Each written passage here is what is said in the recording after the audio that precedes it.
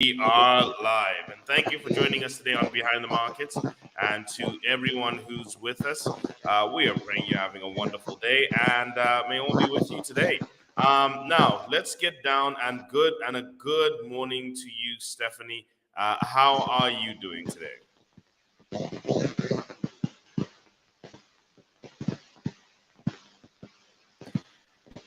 Okay, unfortunately, our online audience is unable to hear you at the moment.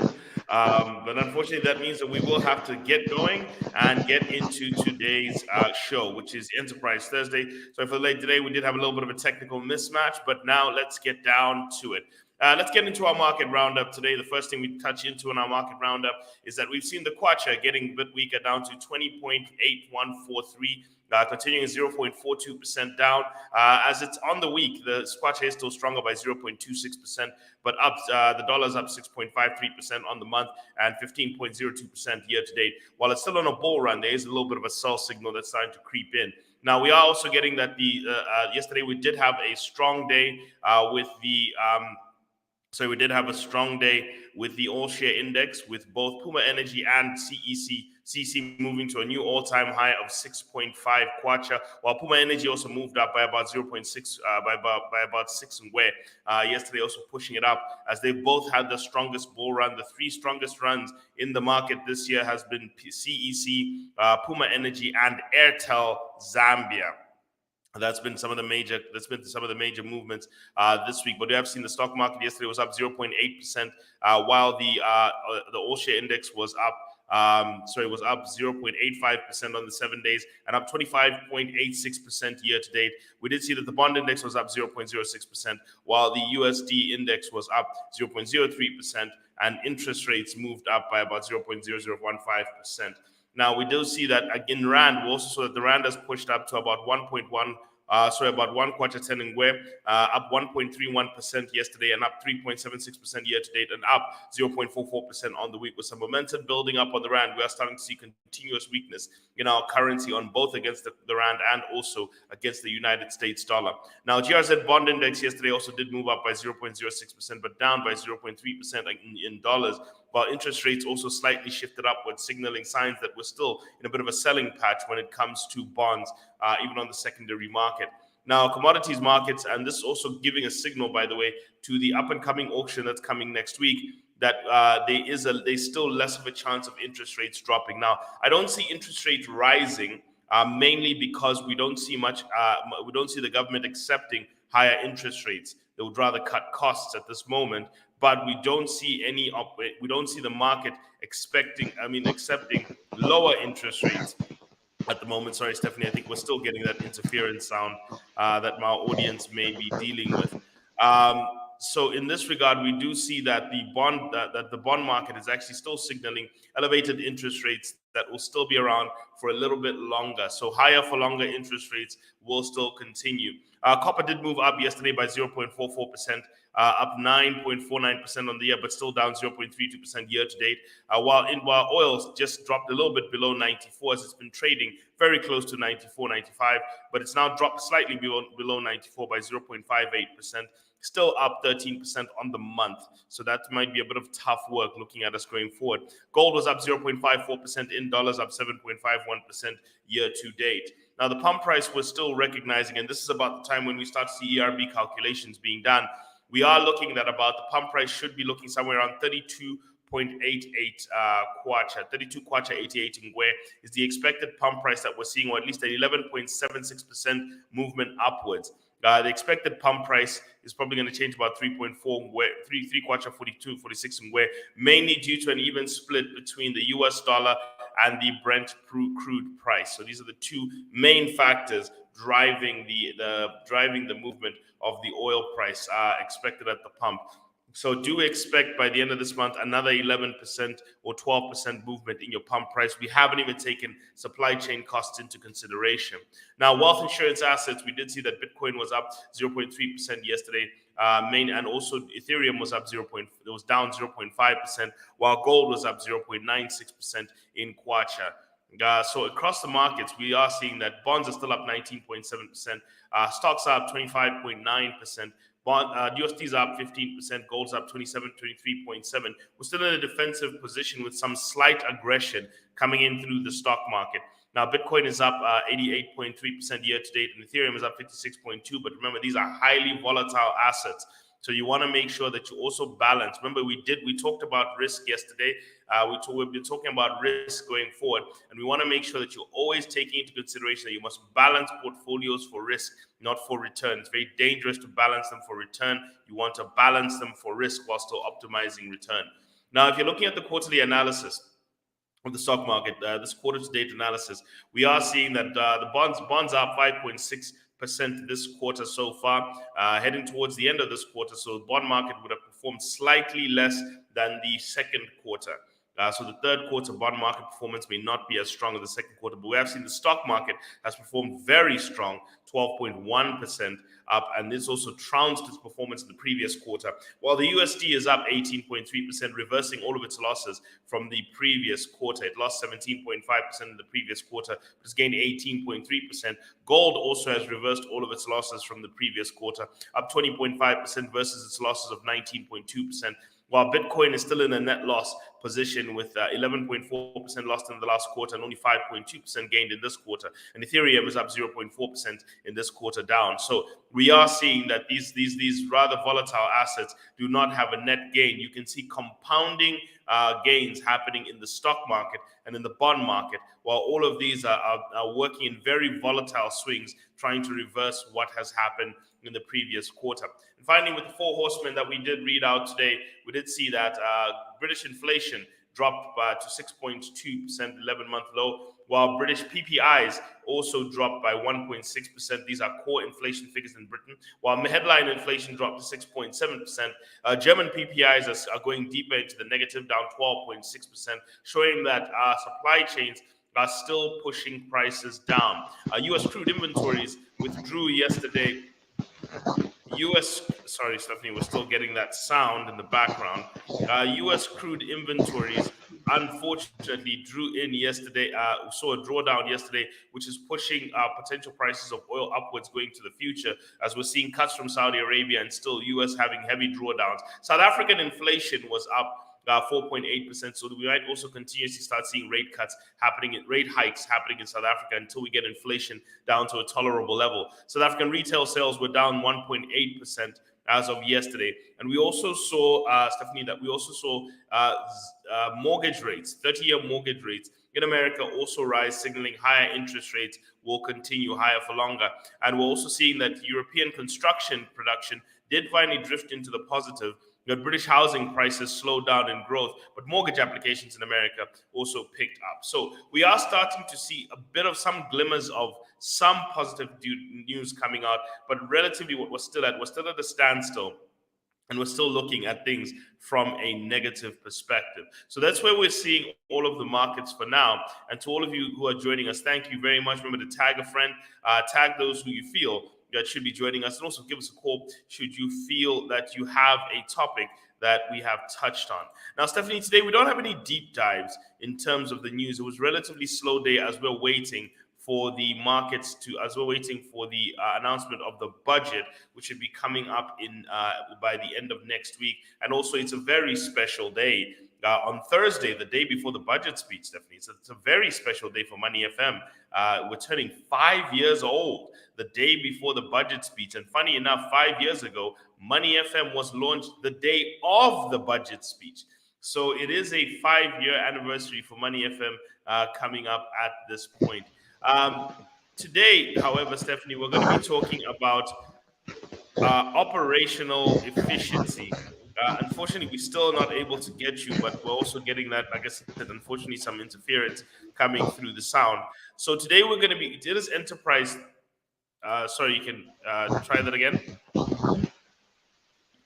Yeah, no, we're still not able to get you, unfortunately, due to the circumstances.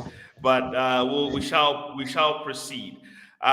Today we're going to be talking a lot about operational efficiency, and a question I'm going to throw out at the audience is, have you, and if you are an entrepreneur, this is your question to answer, have you established operational efficiency in your business? Have you established operational efficiency in your business? And this is a question that we would like as many people to answer through the calls, through the text at any point. But this is a question that for all the entrepreneurs, have you gotten to the point where you are now operating at an efficient level? And this is an important thing because there has been a general journey that we've been utilizing on our data. On our enterprise Thursday. And the reason is, if you look at this has been our model. It's called the business ladder. And the business ladder gives us a picture of the journey from start to end. This has kind of been what we've been trying to use even for ourselves. It's kind of what we're trying to point out for others, that this is the journey that we kind of mapped out for ourselves to go all the way from the bottom to the top. And we've been dealing with this bottom part, the first cube, which is called stage 1A. This is your core task. What is your core business activity? And this is establishing a minimum viable product, coming up with a basic product that answers a problem in society. And by this point, you should have done quite a bit of work. We talked about also making sure that your product is compliant with the minimum compliance standards in your operating environment, whether it's your country, your market, your state, your province, whatever it is, and then making that first sale. So in other words, being able to make that sales pitch and then creating a cash flow. So this is your core task. Being able to create a product, comply with society, make a sale, and create a cash flow. In other words, trying to get someone to buy regularly. So make a sale, then make regular sales so that you've got cash flow. At this point, you are mainly self-employed. You're alone, and at this point you're learning and you're building, and you're getting a lot of your mentality is to get from the industry rather than to give to the industry. Well, now we're graduating into stage 1B, where we're now talking about the operational logistics of your business.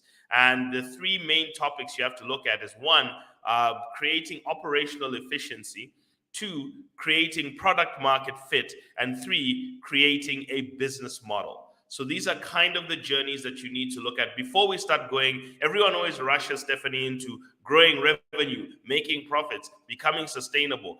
But before, you have to establish these baselines. You have to establish the baseline of creating a minimum viable product, being operationally efficient, and creating a product that fits the market and a business model that can operate in. Then from there, you can sustainably grow your business, make profit, and create sustainability. Then you can look at full differentiation, relationships, making peak orders, creating efficiency. Then you can look at brand building, making an impact, creating transformation. Then you can look at building a business legacy and being a permanent fixture in your industry. Everybody looks at the top. Now, I always say this top part is your vision. So you must have it at the beginning, what your vision is, because it'll form the basis of this. But your actions are going to be here, these baselines 1A and 1B. And this is kind of the ladder that we kind of have put together to say, this is the journey that we're all going to have to take. And what perspective do you have to have? You can be task oriented, logistics oriented, tactical, strategic, policy, philosophy. What natural structure should you be? Self-employed, a business owner, an entrepreneur. There is a difference between a business owner and an entrepreneur. These are questions we need to look at. And what relationship should you have with the market? Are you getting from the market, or are you giving to the market? So this is the mentality. There is a kind of a structural map, a roadmap. After years and years of businesses being started and people moving through journeys, it's kind of the map that we've kind of drawn for ourselves to try and go all the way through. Now, let's at this point, Stephanie, and today we're going to talk about operational efficiency.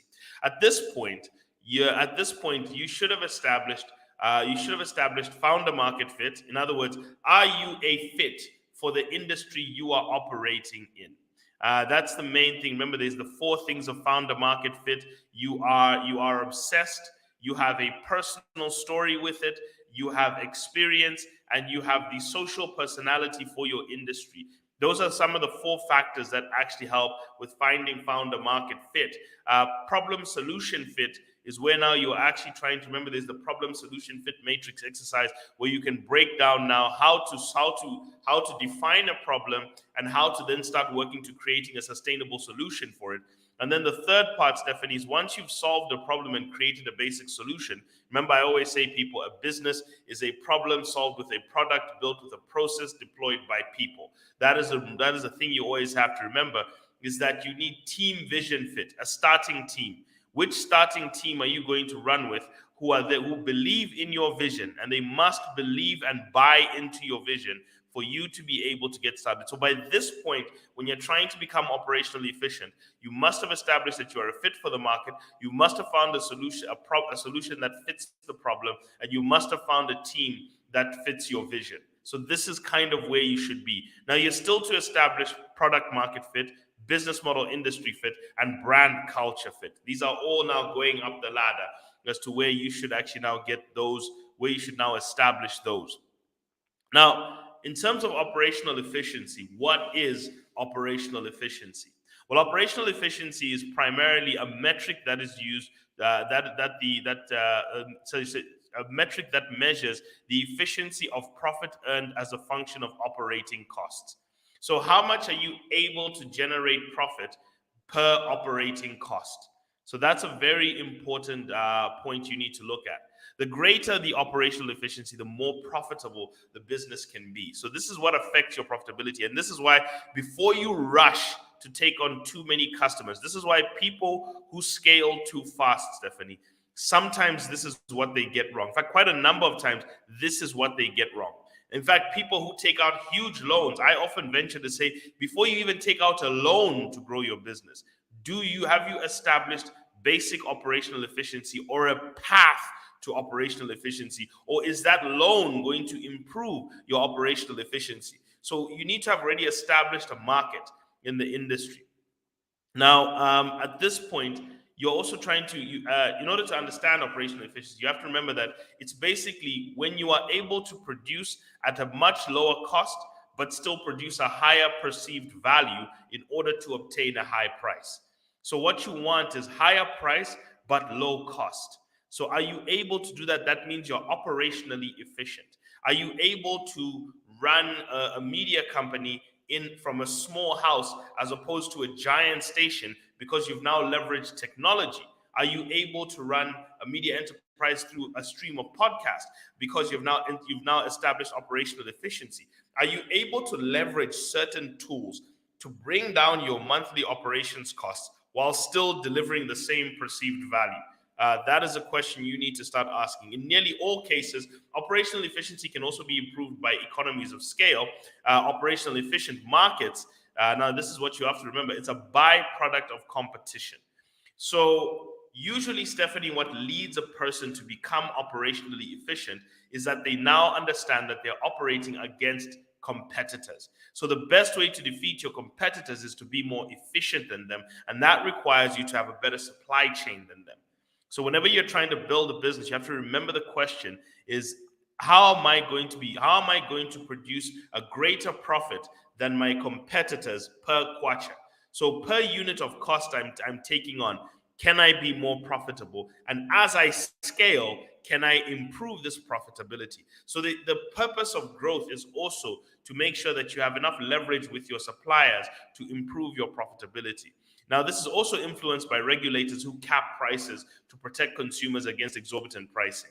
So also this is what happens. But really, the number one driver of operational efficiency, this is why whenever I'm having the conversation about inflation, Stephanie, I always try and push the direction of saying we need to establish a more efficient and more competitive industry.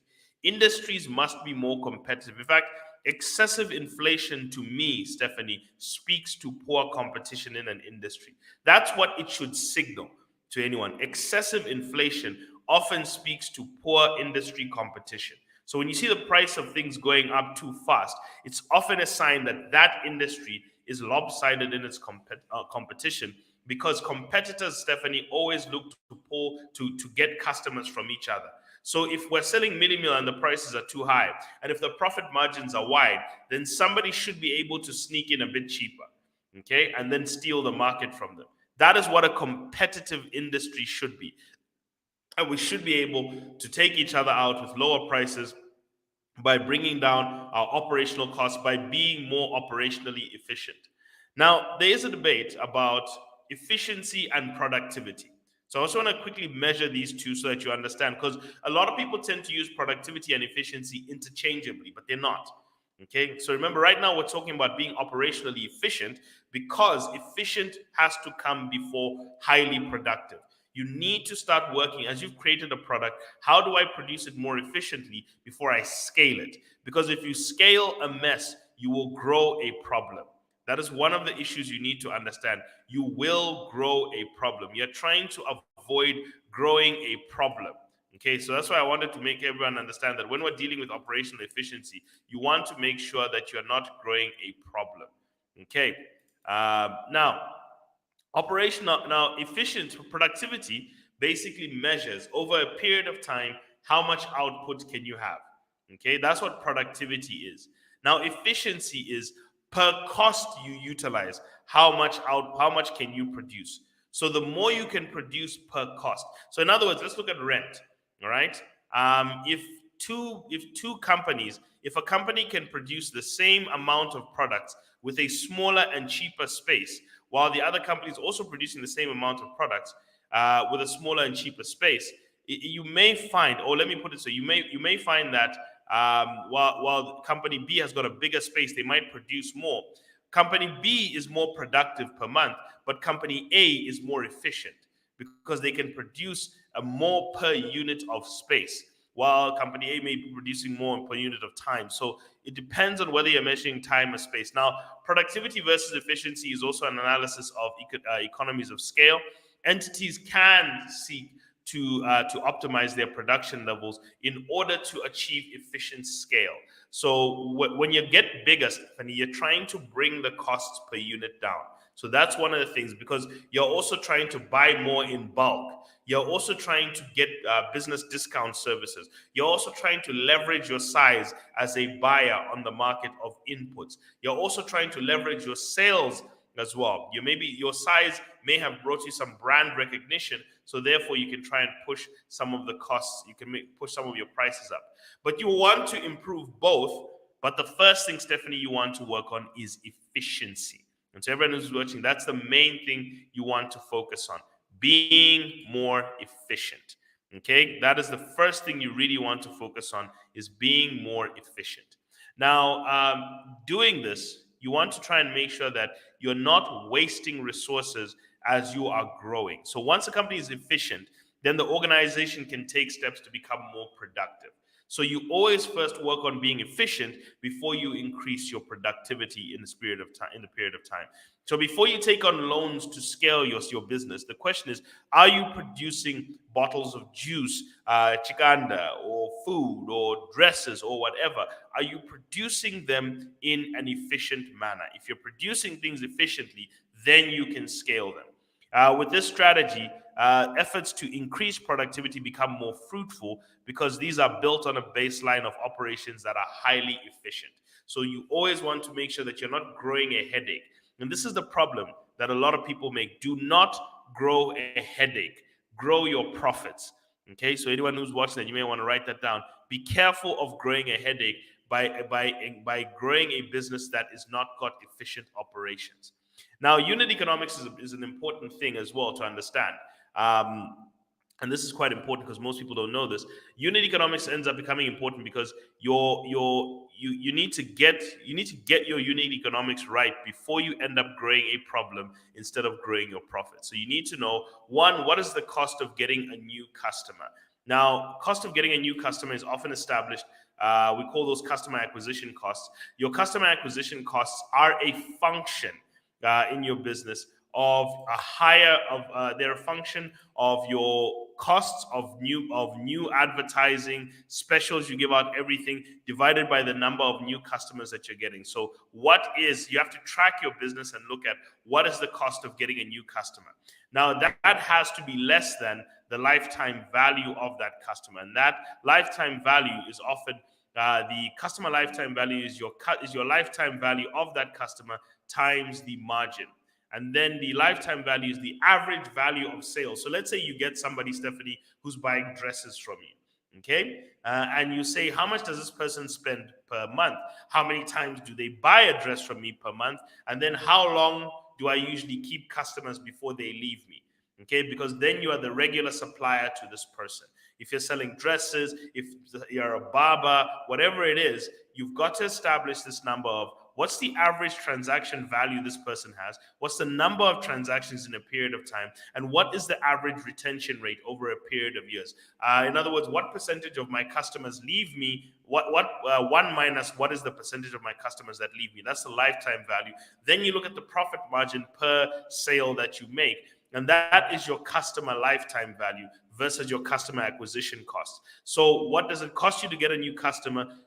Should be no bigger than 1/3 actually of what it costs you in optimal standing. It should no bigger than 1/3 of what it costs you to of what you gain from that customer over the lifetime of it.